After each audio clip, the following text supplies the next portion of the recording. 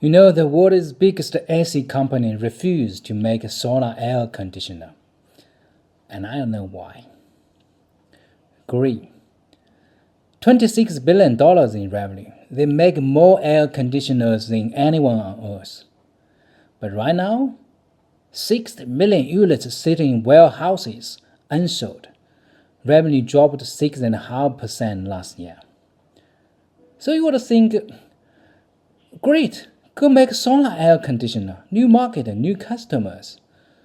But they won't, because solar air conditioner sends one message to customers. You don't need the electricity company anymore. Yeah, that's why. So they are watching, waiting, hoping the market stays small. But the market isn't small. Africa alone needs 40 million AC units by 2030. And the giants, they are too scared to move.